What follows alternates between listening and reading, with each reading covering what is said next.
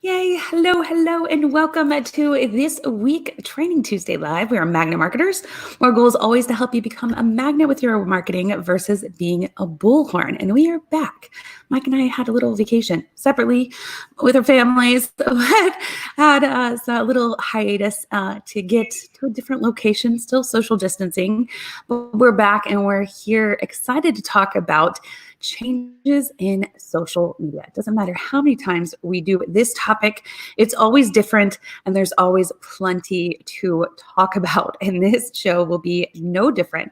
So make sure you tune in to learn all about the changes that have happened just in the past week and a half that are relative to your business. And while we do a quick introduction, if you've not met before, introduce yourself. Let us know where you're watching from so we can give you a shout out on the show.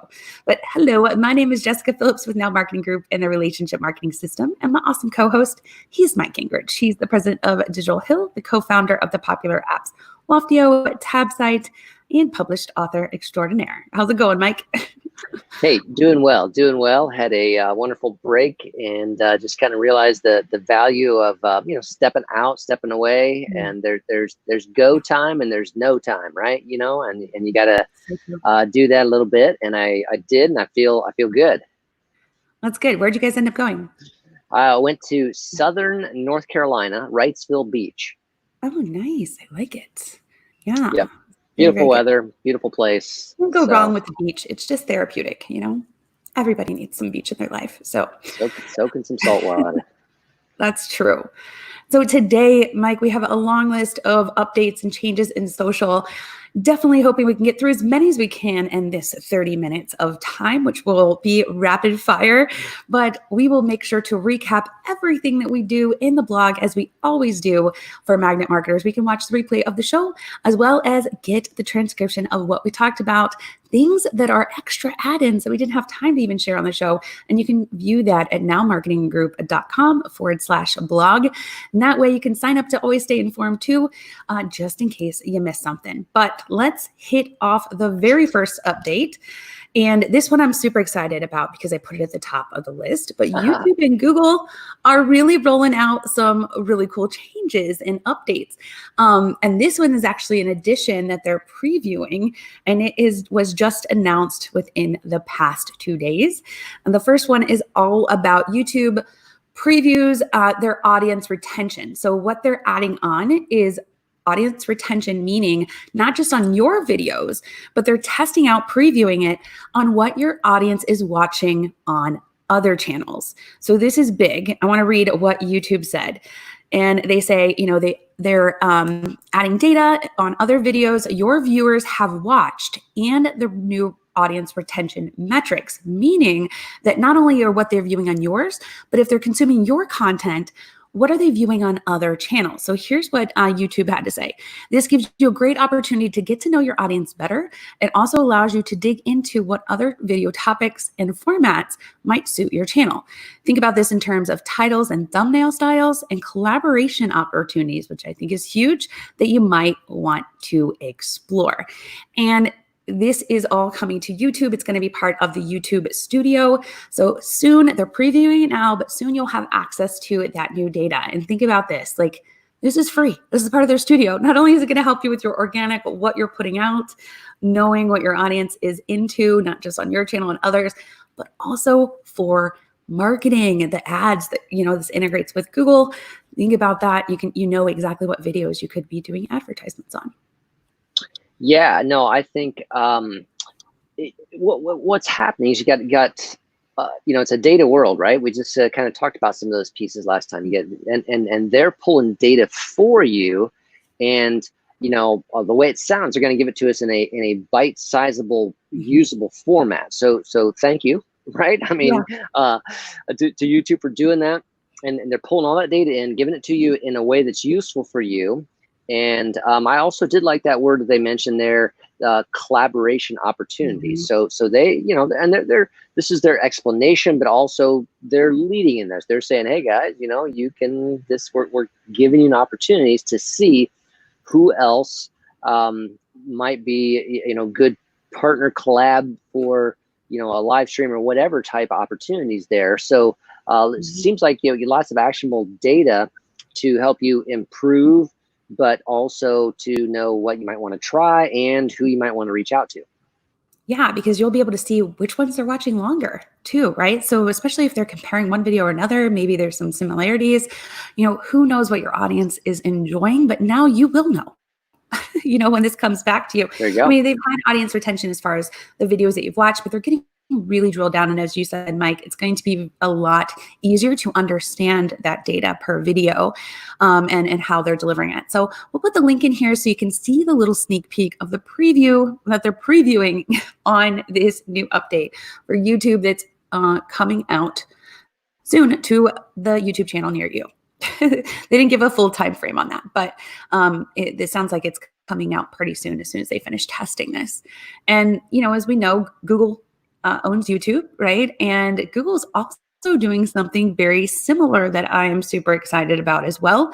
And it's going to help us predict our future customers.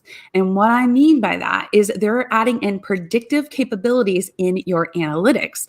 So this will tie in whether you have an app or a website and how many visitors are coming to your website, what their previous shopping history and web searches and traffics, with all the cookies and everything on there, will let you know how many of those people in the next 7 days are potentially going to purchase from you, and you can tie this into your ads. So another cool thing that is really getting intelligent and what they can do in just your analytics. You can analyze and predict future actions people may take. So it may not even just be a purchase. It could be somebody signing up for a newsletter, but they're going to give you a lot more predictive metrics as part of what you'll be able to do in Google Analytics, as well as tying that in to your Google Ads. Powerful stuff here. I mean, that was, that's my mind blowing kind of piece there, when they're, specifically the 7-day thing, to be able to, to narrow it down and say, hey, this crowd here, this group is likely to buy within 7 days. Boom. We're just telling you right now. And you can do that. So, to be able to then reach them with a Google ad, that type of thing. And so it feels kind of like, maybe a pixel was the start, but this is like a pixel on steroids, so pixel allowed us to find some, but now not even find, but fine tune further within that. So this is robust stuff here. And again, they're not even just predicting who is going to purchase, but who could churn as well. Yes. Which is really cool. And I think they're really trying, it's like Google and Facebook, just trying to get a leg up on others. You can do some targeting, of course, on Facebook, which you mentioned, the pixel. We're doing some 7-day, windows of who's most likely to purchase and how you can set up your ads. And it really is on how you set up your ads too. I mean, this stuff isn't going to automatically do it. So you want to make sure you're working with someone that can set this up for you and has different stages of ads ready for you that can pull off some of this data that's already been turned on. A lot of the Google features, just as a heads up, are available in analytics, but many of them you have to enable. So if you have not enabled it before, I'm not sure how this one, it does walk through a little bit on how this one's going to work. It's not rolled out everywhere yet, but when you get into your Google Analytics, sometimes some of those features you have to enable or set up, and then tie it in with your ads with someone that knows what they're doing, so they can set up, awareness-based ads for people that have never heard of you before, because they're not going to be part of this scoring, right? They're going to be then set up. You can build like a lookalike audience, but then you need to set up, the consideration type ads, and that's where this really could come into play, as well as your conversion-based ads. So making sure you're taking this data, not just, first having access to it, but then putting some action behind it that's really going to make it even more useful. Yep. No, really impressed with what's rolling out there and the possibilities, opportunities that offers. Yeah. And that's a good read though. So we're going to make sure that's going to be in the blog post. We're going to include this link in here, but the Google blog post about that is definitely a good read for people. Yeah. The screenshots for both the Google and YouTube, it shows how it's going to look. Looks really cool. And a lot easier for people to understand. That's what I like about it. I feel like it's very self-explanatory once you get in there. You want to talk about the new Facebook announcements? Boy, Facebook's been on the move here. I mean, with a lot of these, it's just like, wow, middle of July, let's just roll a whole bunch of stuff out, right? I guess so. Yeah, Facebook is jumping on the bandwagon as well, with music, something in Messenger, with hashtags, and even more Facebook tips. So let's just start off with a little bit on Facebook Music. So this is music, talking about music videos. They're going to launch officially licensed music videos in the US next month. So with video being so popular, with trying to get people to spend time on the platform, this is a must do to try to stay in touch with YouTube, right? I think so. Yeah. Direct challenge to YouTube, and so it's going to kind of link to artists. They'll need to do that, and then be able to add their music videos to their page ahead of the August 1st deadline. Let's see. So it says will not have to manually upload their videos or even provide links. Okay, so they have a new setting. Artists are giving Facebook permission to add music videos to their page, where they can be discovered by fans on the page's videos tab. So, yeah, this is looking like a unique and definitely trying to measure up to what YouTube has, which is where we go to right now, right? For music videos kind of thing. You want to find something. So they're trying to get into this game. Yeah. And what's cool, it looks like you can follow it almost like how you would a live video, or any other event, is how they're previewing this. When we share the link, you'll be able to see a couple of screenshots. But it looks like, you first of all, if you are an artist, you will have your business page set up. And, we've talked about on here before, but if you didn't know, there's different kinds of themes to the page. And Facebook did a clean sweep last year with trying to suggest the right theme for each business page. So hopefully you already have the right theme set up if you are an artist or a musician. If not, it's something you definitely want to change so you have access to these features. But what it will do is once you change your channel to become, if it's video related or music, whatever is describes your type of industry that you're in.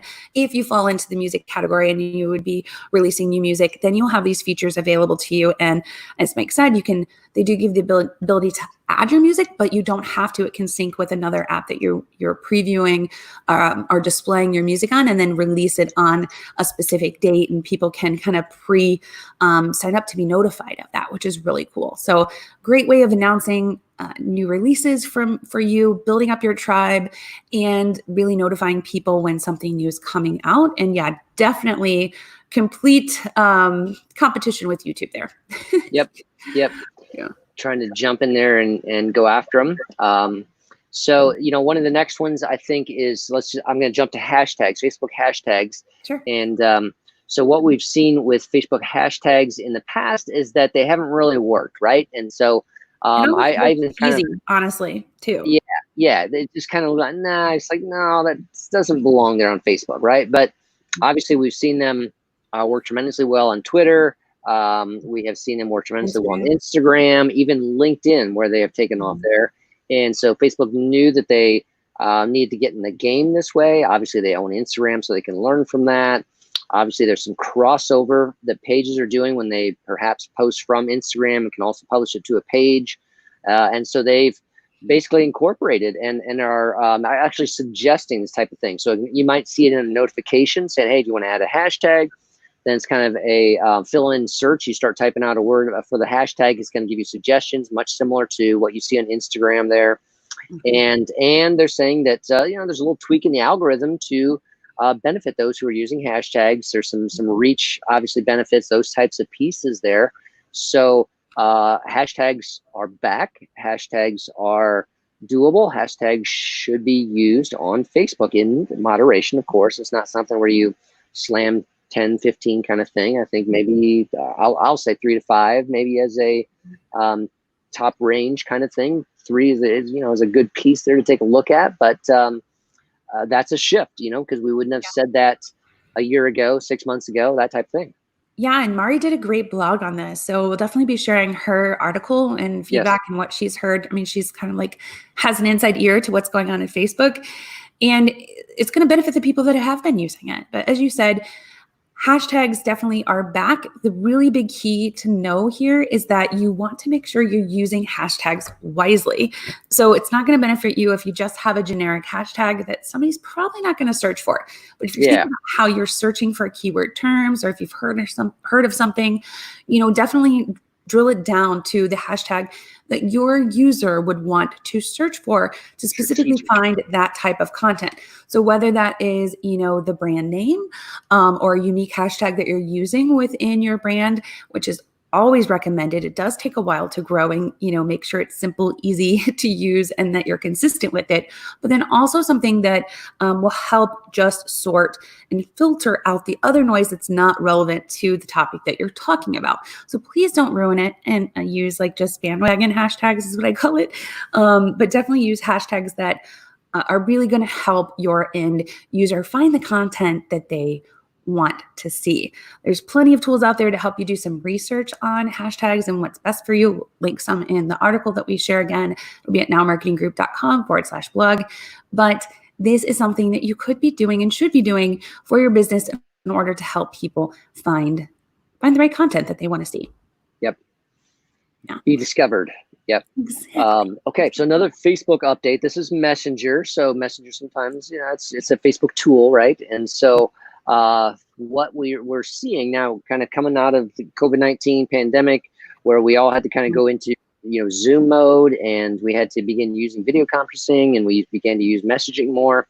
Obviously, Messenger is a multi-featured chat tool already, but they've kind of made it more robust with the option to add in-screen sharing in Messenger app. So this is powerful because when let's say that you're doing that, you'll have the capacity. You're doing a video call to drag the bottom function panel up in order to view more options for that call. You're going to have a new option: share your screen. Tap on that. You'll begin casting your device screen to all the other people in a video chat. I think that's interesting. I think that's different.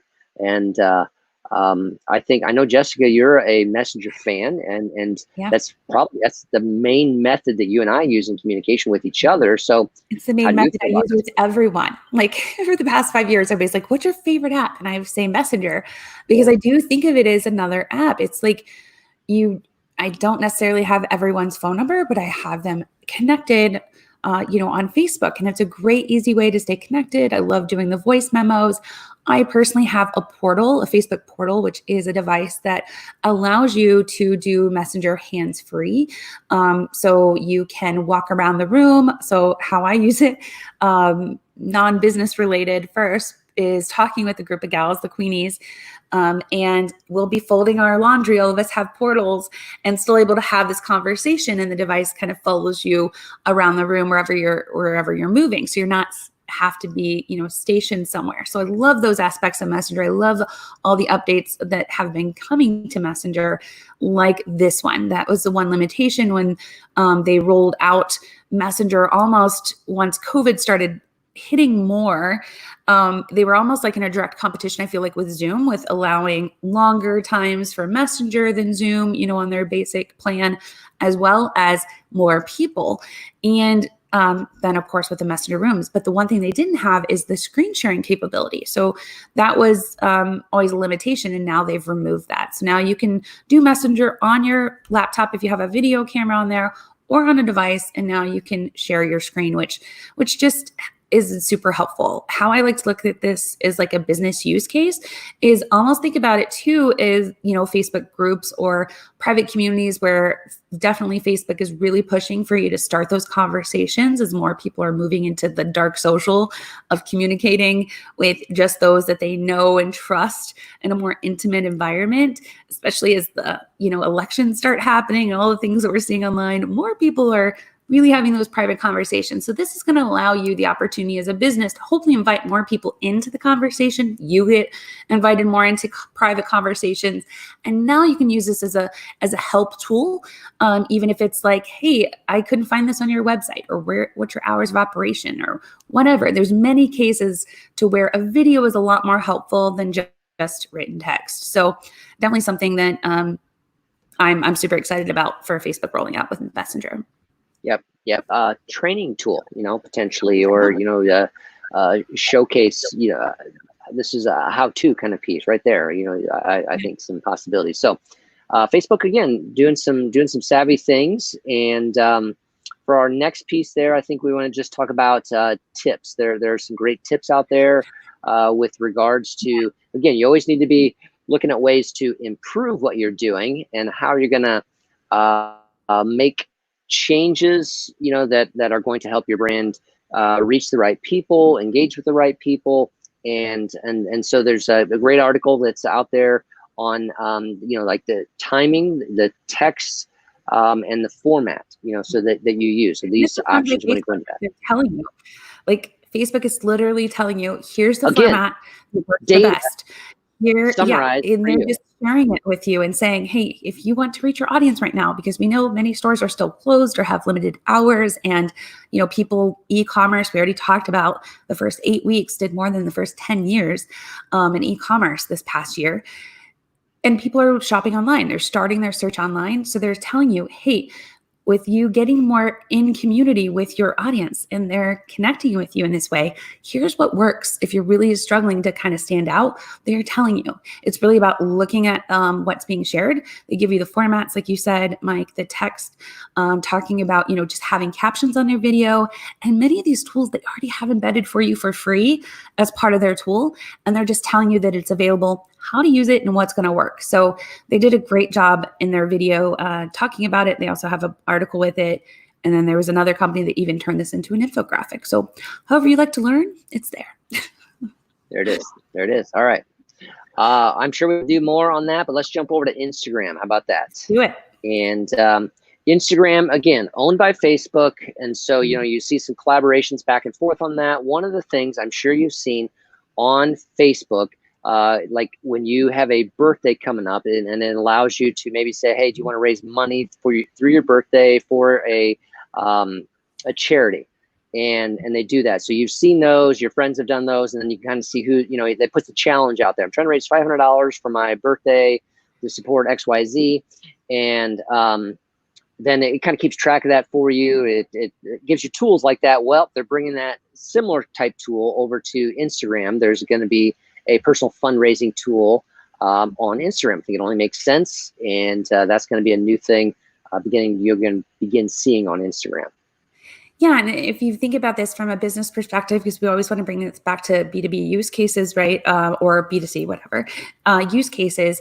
Think about this. If you have a nonprofit, you have it set up, you get it registered. I mean, this is a great way to get your community involved. Use the hashtags, right? Like we talked about, so people can find you. And now you have more advocates for you to help raise those funds. So yes, great job by Instagram. I think it's a brilliant idea, as there's many cases out there now where many businesses are struggling. They need, set up some nonprofits. So I think that's huge. Another thing that Instagram is doing with this whole push, if we look at all these updates, it's all pointing to one thing: online shopping, online doing business, running your business, whether you have a brick and mortar or not, as if you're building your digital storefront online and making it easily accessible to where your audience is hanging out without forcing them to come to you.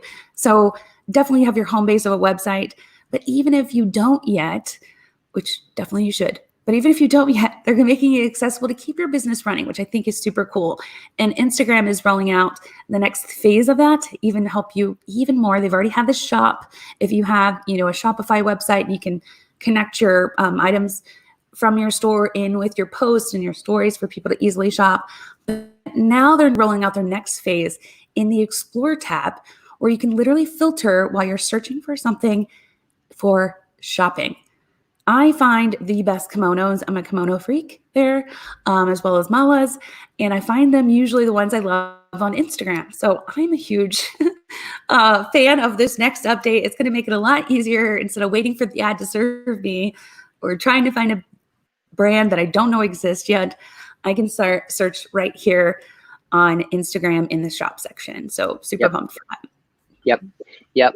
So I think that the shopping features just continue to evolve and advance and make it easier and roll out some new pieces there. I want to come back to that fundraising thing and just mention as well, again, as from a organizational standpoint. So if you're a nonprofit, you want to be aware of that. How can you get your fans, your audience involved in that, make them aware of that so that you can be one of those registered pieces there. But even then, from a business perspective, we're seeing, for-profits doing some things in a collaboration with a nonprofit, and so they can use, the for-profit can use their audience, and that's a positive feel-good type thing, where it's they might get some brand recognition out of it, but they're helping a nonprofit. So there's going to be some collab ways, and I think just people begin thinking about that. We saw YouTube asking, volunteering that language to us, collaborate at the beginning there. And so now I just want to spin that in a little bit there, that those are possibilities here too. Yeah.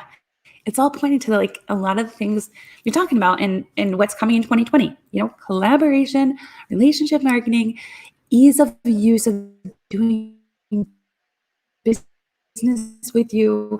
All of these things are just new tools that are adapting, to the way that consumers want to shop and engage with brands today. So super pumped that all these items that we've talked about so far are free and accessible to you, just depending on what your goals are, who your audience is. Definitely take a look at these updates. We're definitely not even going to get through the whole list because there's a lot. And these are just updates in the past 2 weeks, people. We could do this show like every week and still have these many updates the way that all these apps are going. But we wanted to bring you the ones that mattered most to your business today.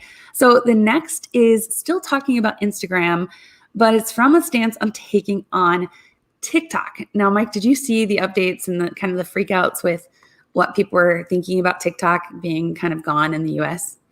Yeah, and I mean it's just this kind of unique thing, would it be banned because there's Chinese governmental kind of potential kind of linkages behind it, that type of thing. So they don't want to make sure that TikTok is it a puppet of Chinese government. So then the US is saying we're playing hardball with, China, maybe we'll just cut it off. And it's like, wow, because obviously, I mean, I don't know, I have teenagers and, what do I see that they want to do? They want to spend time on TikTok, right? And lots of it. So, I think smart move by Instagram. We've seen this with Instagram in the past. They've kind of seen when some Snapchat features were doing well, and they kind of evolved some of those pieces into the Instagram app. And now you take a look at some TikTok-esque features, perhaps. Yeah, and you're right. So TikTok has not been banned from the US, but they're still not out of the timeout, if you will. They're still working through some of their legal obligations and whether they're going to open up to the UK or not. That's the UK, yes. Yeah. And what was it? Is India? Was it actually banned? There was a I know period there of was a time couple there. places banned, but I don't remember the actual locations. I know UK, they dropped out of whatever agreement that they had with them to have it still there to obtain and keep, I guess, the United States. And so I'm not sure on all the legalities of it, but I know. Yeah. I just did a little quick Google search there. So still, it definitely is banned. India bans TikTok. That was the end of June. I haven't heard if they've opened it back up at all, that type of piece there. So there's some rumblings there because of privacy things, all that kind of piece. Yeah. So here's what Instagram has to say and what they're trying to do. As you said, they look for every opportunity. Very smart Facebook-owned company. It says Instagram's TikTok-like Reels functionality will be launched in the US next month. In the move that will surprise no one, Instagram has confirmed that it will launch TikTok-like Reels functionality in more regions next month, including in the US. So it's still here. TikTok itself faces more questions, of course, over the future because what are they doing with all these reports of, just privacy in general? And many people are concerned about that. But the Reels, if you're familiar with TikTok, it's the ability to kind of do short little interactive videos that you will post on your channel. And then I'm not sure how Instagram will do this. I know you can share your videos to Facebook. One thing that TikTok has going with them that has made it really popular is they've opened up sharing all over, whether you're downloading that to your phone, which of course you can do that in Instagram, but TikTok, you can share to Instagram, you can share to Facebook, you can share and save in private messages.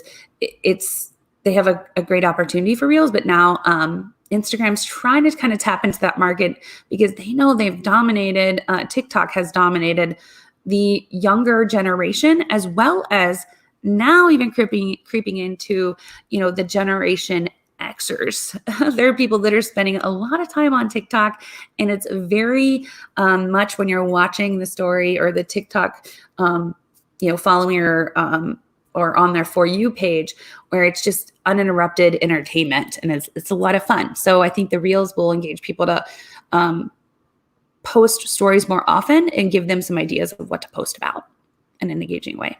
Yep. Engaging way. That was a key term. That's what they're aiming for. All those kind of pieces there. Yeah.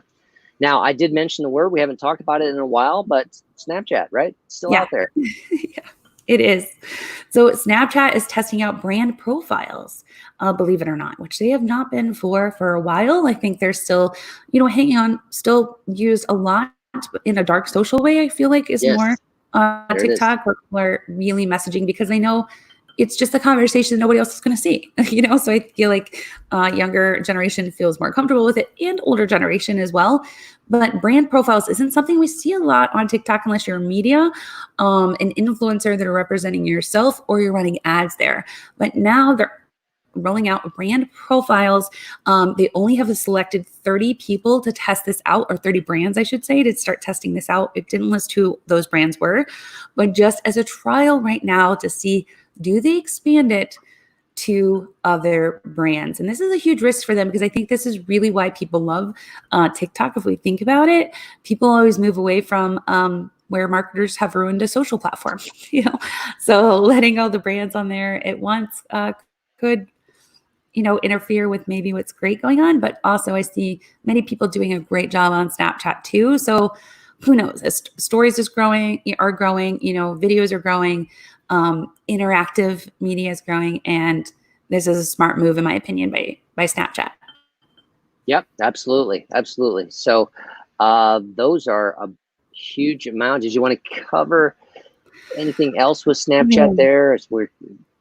I'll let you decide what you want to do with the final minutes here. Yeah, so I'll just mention one other thing with Snapchat, and I'll let you know what's going to be included in the article so you can get a recap of all the things we talked about with the links to find out more, as well as get some screenshot previews of what's going on. But the other thing with Snapchat is they're rolling out what's called their minis, which is like introducing an app that's also integrated and accessible from Snapchat, which is really cool if you think about it. And one of the newest ones that they're doing and trying right now is Headspace. So if you aren't familiar with Headspace, it's like a meditation app, which I think is kind of hilarious, honestly, that it's in Snapchat.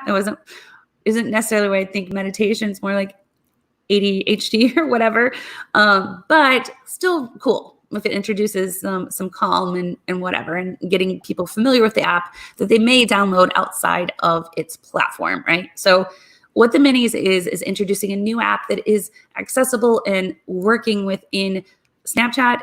The first one, one of the ones that they're rolling out, is called Headspace, which allows you to get an introduction to meditation, kind of walks you through that process and lets you to try it out right there. And then you can see if it's something you want for you. So great way of collaborating. Again, that we talked about, making it engaging with what they have going on and starting the conversation on something that someone may not be familiar with. So that's definitely something cool.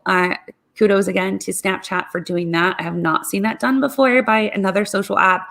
They're super innovative and kind of lead the charge with innovation when it comes to things like that. So their developers are geniuses. But that's what's new with Snapchat. We do have a few other things we're going to include in the article that we won't have time to mention today. Unfortunately, this time flew by really fast.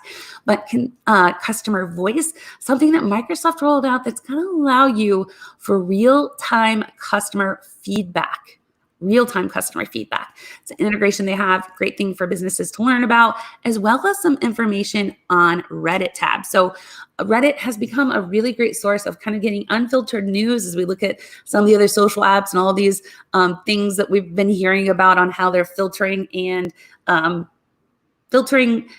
really kind of getting rid of some of the biased news, if you will. Reddit typically is a place where people feel kind of free to talk, and I don't want to scare you away by saying that when I mention news, because there is so much fake news out there. But Reddit is a cool forum where you can find very detailed and niche conversations on things. And most of the time I find things on Reddit a couple weeks before I find it on Facebook or any other social app. So definitely powerful SEO tool with Reddit when you're having directed conversations. So some new updates with Reddit kind of introduce you to it if you've not heard of it or participated with it. We'll have all of that in our blog recap, so you can just hear what's happened in the past week and a half with all these updates. So a lot there. Yeah, lots of pieces that have rolled out. Hopefully some of those strike you, or ones that impact, right where you're doing things, and you can dig a little deeper, find out more, be ready to make some adjustments along the way, experiment with some things, and keep it real, keep it innovative. Keep it real. Keep it innovative. Yes. So again, we'll do that recap at nowmarketinggroup.com/blog. Check it out. You can subscribe. We'll send you the recap of this show with the links to check it out. But as always, thank you so much for tuning in with us today here on Magnet Marketers. We're here every Tuesday, except for vacation weeks, at 4 p.m. Eastern Standard Time. Hope you guys enjoyed the show and found value in it, and we hope to see you again next week. See you later. Take care.